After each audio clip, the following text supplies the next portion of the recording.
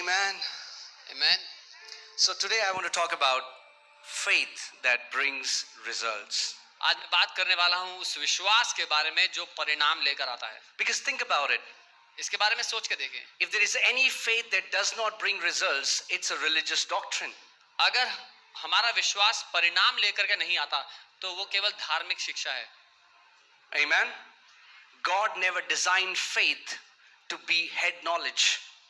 परमेश्वर ने विश्वास को केवल ज्ञान होने के लिए नहीं बनाया. That's why when Jesus cursed the fig tree and next day when disciples saw the fig tree that it was completely withered, इसीलिए यीशु ने जब अंजीर के पेड़ को श्राप दिया और अगले दिन चेलों ने देखा कि वो सूख गया है, so they asked Jesus. उन्होंने यीशु से पूछा. They were astonished, they were surprised, वो हैरान थे, भौचक्के हो गए.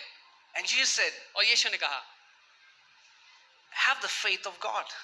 यीशु ने कहा परमेश्वर का सा विश्वास रखो. Because if you have the faith of God, क्योंकि अगर तुम्हारे पास परमेश्वर का विश्वास है you can do the same thing. तो आप भी यही कर सकते हैं. When Jesus was mentioning faith, जब he was not talking about a religious doctrine. जब यीशु विश्वास की बात कर रहे थे तो वो धार्मिक शिक्षा की बात नहीं कर रहे थे. When he was saying that have the faith of God, he was saying have the ability of God that can uproot mountains from your life. वो ये कह रहा था परमेश्वर की वो क्षमता अपने अंदर रखो जिसके द्वारा तुम पहाड़ों को उखाड़ कर फेंक सकते हो. Amen.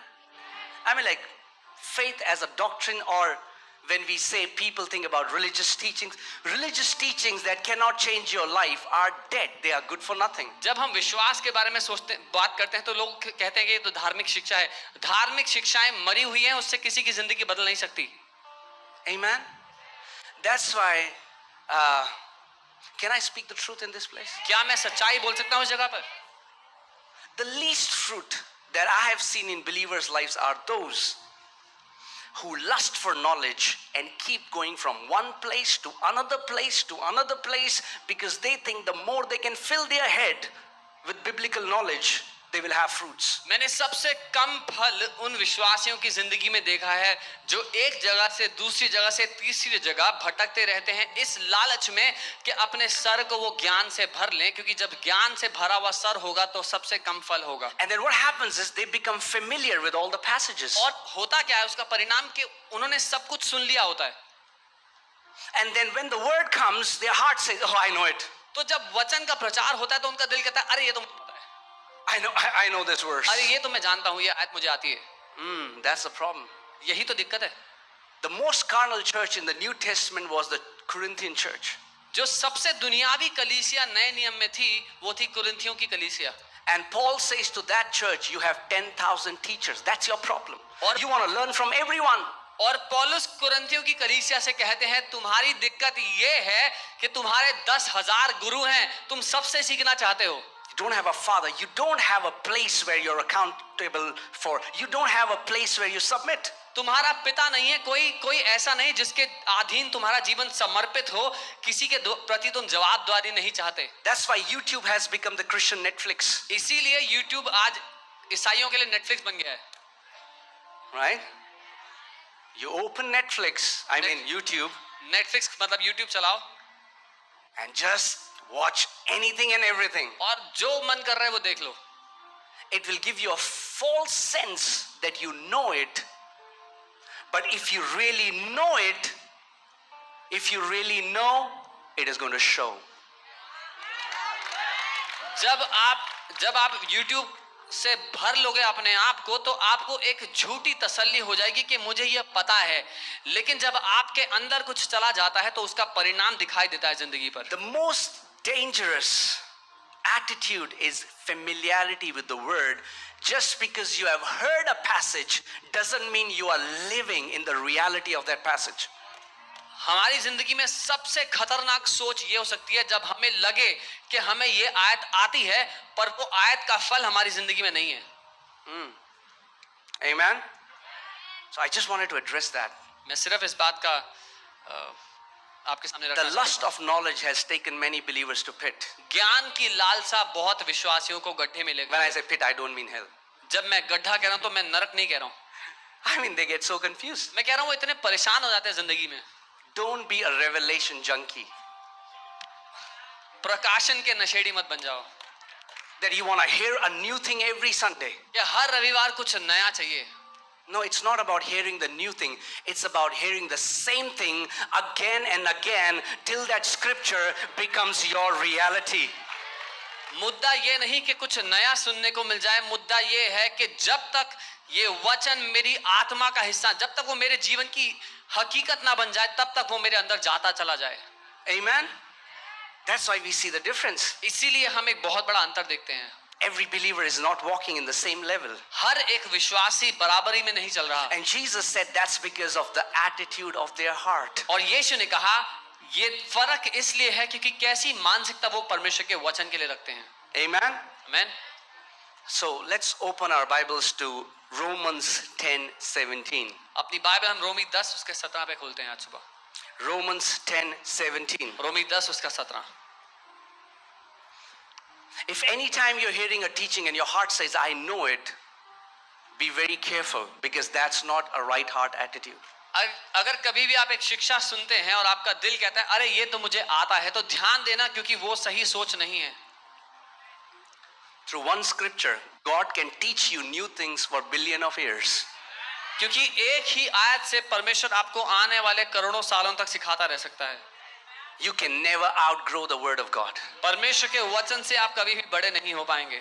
Amen? One scripture. एक आयत. Bible says it will take us eons. Bible कहती है हमें युग लगेंगे, कई युग लगेंगे. That means billions of years. मतलब करोड़ों साल लग जाएंगे. We'll keep knowing him more. और हम उसको और जानते चले जाएंगे. Amen? So Romans 10:17. So then faith comes by hearing and hearing by the word of God. रोमी 10 उसका 17. सो विश्वास सुनने से आता है और सुनना मसीह के वचन से होता है. Faith comes by hearing विश्वास सुनने से आता है and hearing by the word. और वचन के सुनने से. But many times we think that it's just hearing like this. कई बार हम सोचते हैं कि ऐसे सुनने से. The word, the Greek word for the word of God is not logos, which means the written word. It is rhema.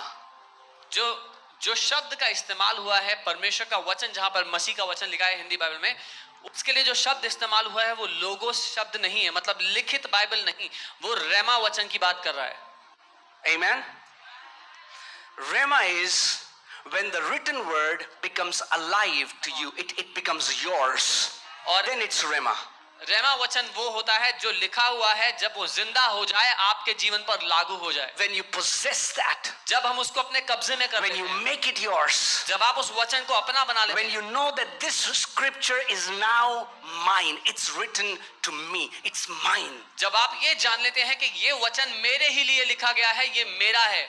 And until that happens, और जब तक ये नहीं होगा, keep hearing, keep hearing, keep hearing till the logos becomes rhema. और जब तक ये नहीं होगा, सुनते रहो, वचन को सुनते रहो, जब तक लिखित वचन आपका जीवित वचन ना बन जाए. If you just hear it one time, it is just information and it is in your head. अगर एक बारी सुना है तो केवल जानकारी है, सर में है.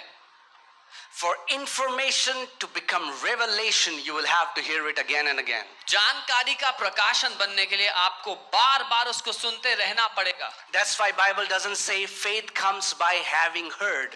Faith comes by hearing. It's a continuous process. You have to keep hearing it again and again till bam, that scripture becomes alive and it's yours. इसीलिए बाइबल ये नहीं कहती जो सुना था उससे विश्वास आता है. बाइबल कहती है सुनने से, मतलब सुनते रहने से, निरंतर सुनने से विश्वास आता है. Amen. So the key to walking in faith is to keep hearing the word until you get the rhema. सो विश्वास में चलने की चाबी है तब तक वचन को सुनते रहो जब तक वो आपके लिए जीवित वचन ना बन जाए. Keep hearing it because what happens when you hear something, it drops down in your heart. क्योंकि जब आप कुछ सुनते हो तो आपके दिल में उतर जाता है.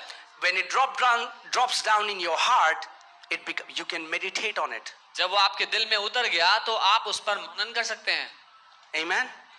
You have to meditate मनन करना again and जरूरी है. again. बार बार मनन करना है. You know, I took Psalm 23 and I started to speak it in my room for hours.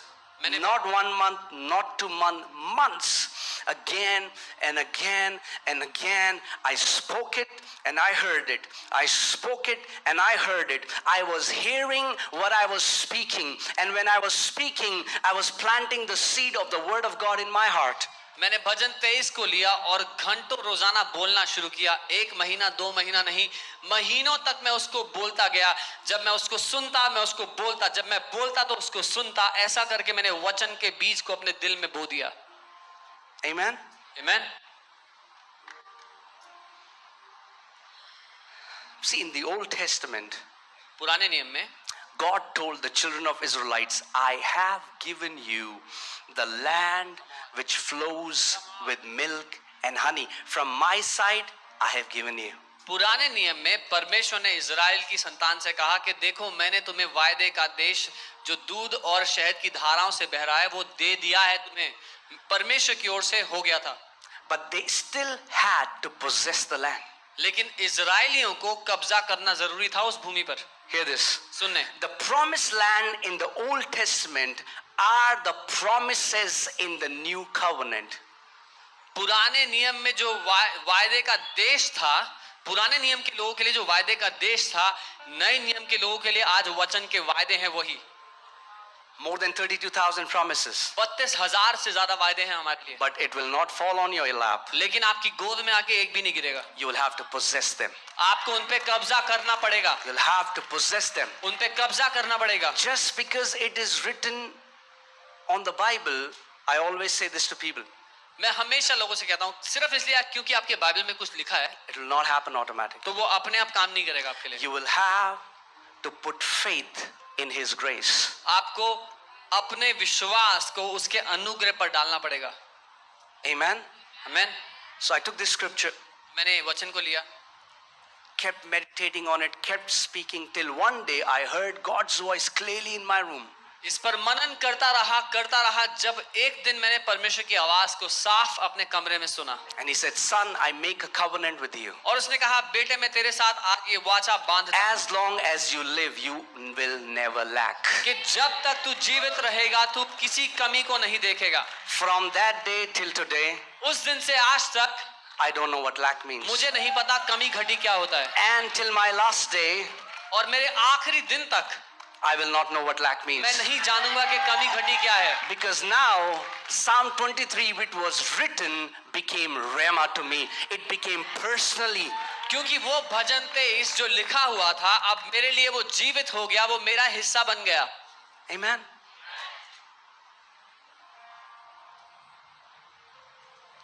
That's why believers in the church, we have to learn to possess. इसीलिए कलीसिया में जो विश्वासी हैं उनको सीखना है कब्जा करना. Otherwise, you'll always keep running from one man of God to another man of God. नहीं तो आप हमेशा एक परमेश्वर के जन से दूसरे परमेश्वर के जन के पास भागते रहेंगे. You know, how will I know that I'm doing a good job? आपको पता है मैं कैसे जानूंगा कि मैं अच्छा काम कर रहा हूं? When you don't need me. जब आपको मेरी जरूरत नहीं पड़ेगी. Amen. Amen. The leadership is to equip the saints so that they get equipped, they get matured, they know how to possess the promises of God, they know how to heal the sick, they know how to cast out demons, they know how to preach the gospel. अगुओं की जिम्मेदारी है, अगुओं का काम है संतों को सशक्त करना ताकि परमेश्वर के संत ये जानते हो कि सेवकाई के काम को खुद कैसे करना है, कैसे परमेश्वर के वायदों पर कब्जा करना है, कैसे उसके सुसमाचार का प्रचार करना है, कैसे बीमारों को चंगा करना है, सब कुछ संत करें. Amen. So what is the key? The key is not new teaching. So Teach me something new. कुंजी क्या है? कुछ नया सिखाओ, ये नहीं है. The key is to take one scripture कुंजी है एक आयत को पकड़ लो and meditating on it और उसको चबाते day चले and जाओ. night, रात speaking it, उसको बोलते चले जाओ. speaking it again, बोलते चले जाओ speaking it again दोबारा बोलते जाओ. until that written scripture becomes rhema in your life. जब तक वो लिखित वचन आपकी जिंदगी का हिस्सा ना बन जाए. And what is yours, the Bible says it's for you and your generations. और जो आपका हो गया वो आपके खानदान, आपके पुरखों, आपकी आने वाली पीढ़ियों के लिए है. Amen.